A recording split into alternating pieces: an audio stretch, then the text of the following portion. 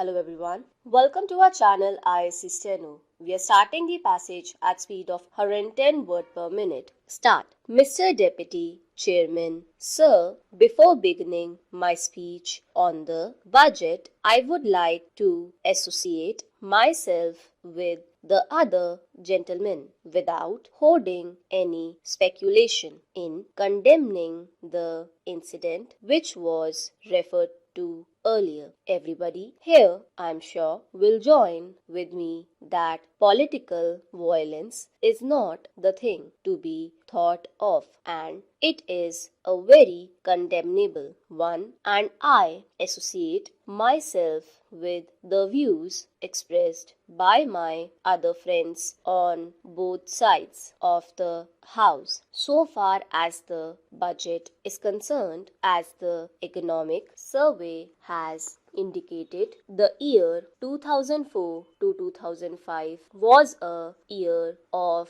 unprecedented economic strains in the history of independent India. Again, sir, if you look at the economic survey, we find that the growth either in industrial or agricultural or export sector has not been a very encouraging one. Sir, the Honorable Finance Minister, while trying to frame the budget, had to consider the economic crisis faced by the country and had to grapple with many conflicts in framing the budget. I should like to say here, to a considerable extent, he has made a commendable effort in order to see that some incentives will be provided both for industrial as well as agricultural growth, which has been rather stagnant for years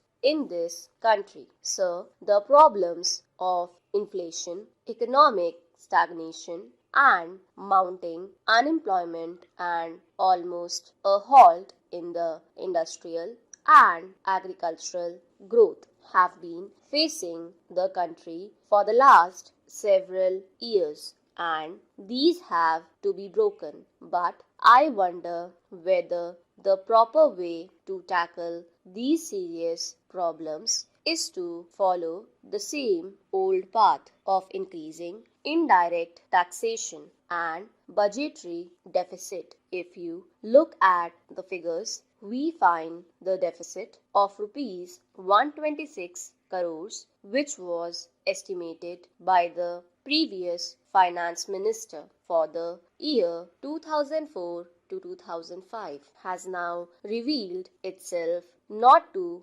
remain at rupees 200 crores but has actually risen to rupees 600 crores. Even though I admit that a substantial part of it is because of food, fertilizers, and oil parts, which in any case had to be done and which may not add to the inflationary tendencies. One wonders whether the current overall deficit can be kept at rupees 400 crores as estimated and reduced to rupees 200 crores with the proposed massive taxation of rupees 300 crores. Sir, the inflationary nature of this massive dose of taxation has to be very seriously viewed, especially in view of the second dose of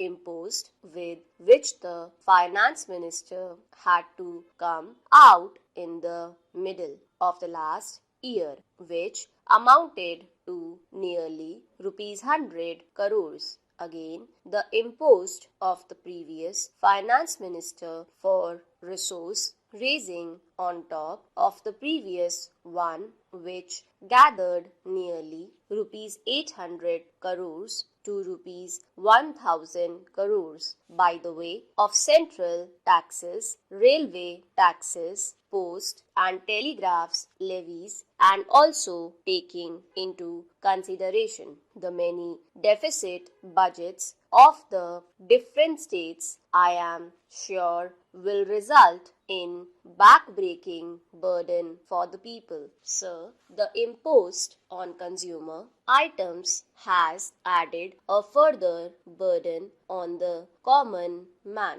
The only justification which I can see for the additional taxation will be found in the hope of raising the plan outlay by about 23% to rupees 6,000 crores, and it is a welcome feature, particularly so when the outlay is substantially for agricultural and energy resources. And I commend that effort of the Honorable Finance Minister. Sir, we find that agriculture and the energy resources have been stagnating for a couple of years, and the investment there has not been a considerable one. So far as agriculture is concerned, I would like to associate myself